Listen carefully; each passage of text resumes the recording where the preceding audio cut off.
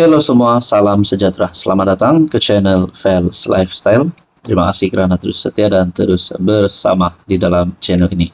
Kepada yang baru di dalam channel ini, admin ucapkan selamat datang dan selamat bergabung.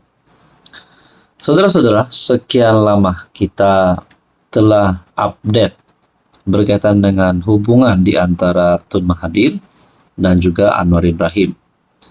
Setelah Anwar Ibrahim berjaya menang gabungan parti yang mempunyai kerusi paling banyak menang pada pilihan raya umum ke-15.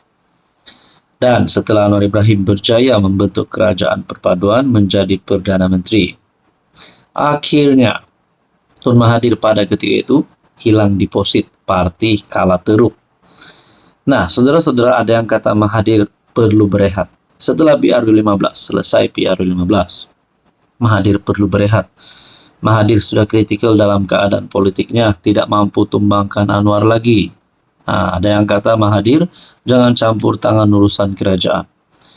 Mungkin Mahathir memang sudah dalam memori kita, kerana beliau pernah menjadi Perdana Menteri dan sangat banyak jasa terhadap negara. Saya sangat respect Tun Mahathir.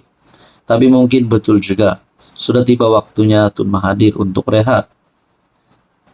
Pada akhirnya, saudara-saudara, sajak kenyataan media dalam kapsul masa Gamit Memori Dr. Mahathir di saat usia Mahathir yang menghampiri 100 tahun, walau dalam keadaan tangan berbalut kerana kecederaan tertentu. Bekas Perdana Menteri Dr. Mahathir membuka kapsul masa wawasan 2020 pada program yang berlangsung di Menara KL. Nampaknya Tun Mahathir sedang mengalami kecederaan tertentu. Harap-harap Tun Mahathir sihat saja. Kapsul masa yang disimpan sejak 1 Oktober 1996 kini berusia 28 tahun yang menyimpan pelbagai barangan terpilih.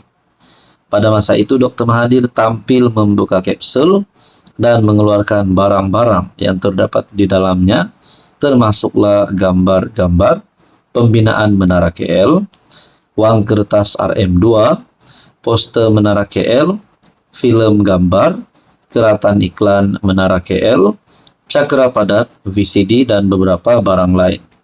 Hadir sama Dr.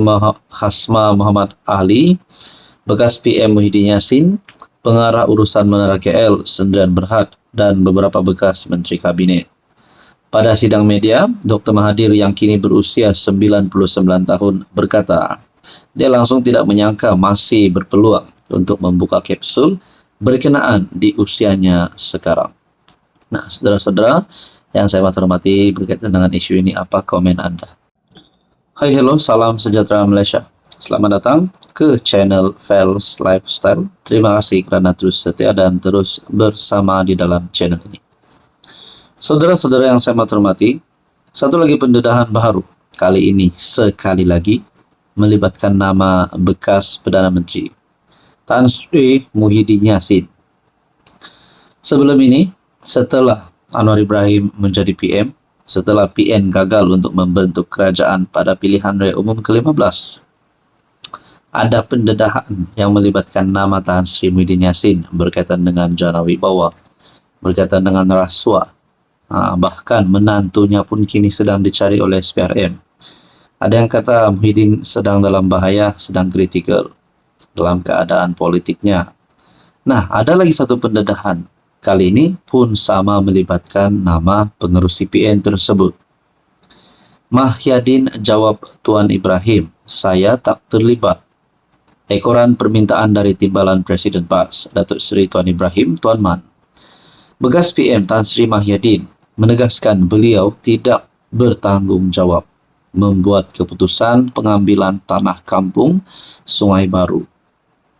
Dalam satu kenyataan, Mahyadin berkata, keputusan pengambilan tanah tersebut yang dibuat di bawah Akta Pengambilan Tanah 1960 tidak melibatkan beliau sebagai PM pada ketika itu. Sebaliknya, kata beliau, ia telah melalui proses di bawah Akta Pengambilan Tanah 1960, di mana keputusan mengenainya dibuat oleh pihak berkuasa tanah wilayah persekutuan.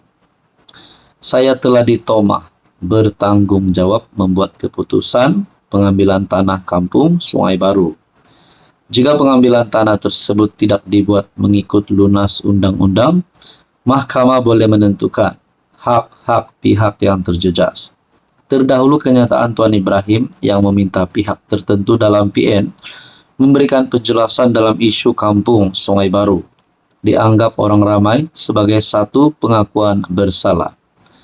MP Kubang Kerian itu berpendapat ada kewajaran bagi pihak yang terlibat dengan isu pengambilan tanah berkenaan ketika pentadbiran PN untuk memberi penjelasan. Sebelum ini, Tuan Ibrahim dan rombongan datang ke kampung Sungai Baru menyatakan sokongan kepada perjuangan mereka.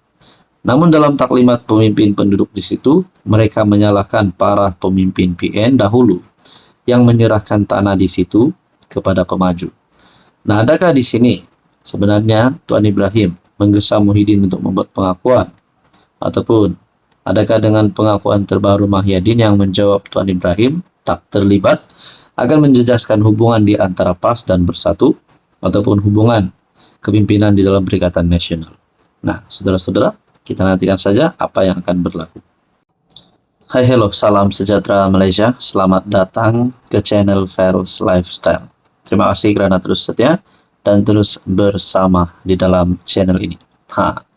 Ini satu keputusan Anwar yang pasti membuat walaun-walaun ataupun mana-mana pihak yang coba untuk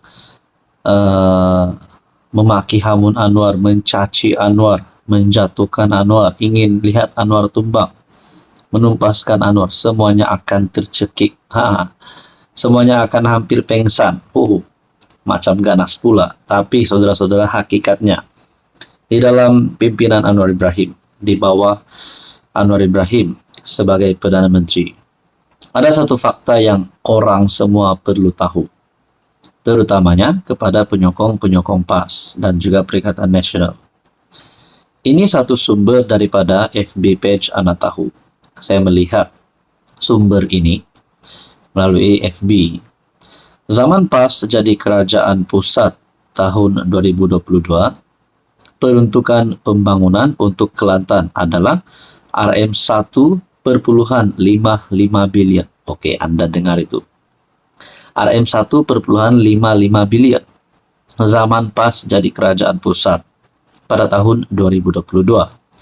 Manakala sewaktu Anwar, waktu kini, masa sekarang Anwar menjadi PM, peruntukan pembangunan Kelantan ditambah kepada RM3,19 bilion.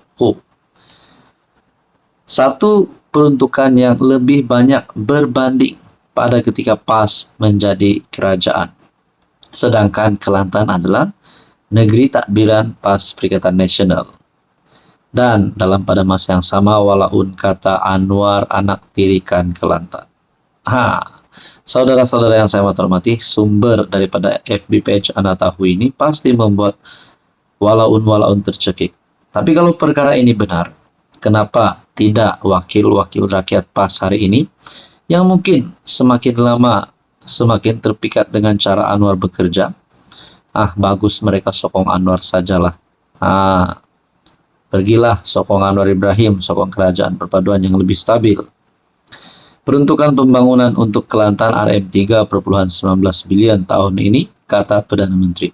Ini satu kenyataan PM yang pasti membuat musuh politiknya ketakutan, membuat musuh politiknya kini sedang dalam bahaya.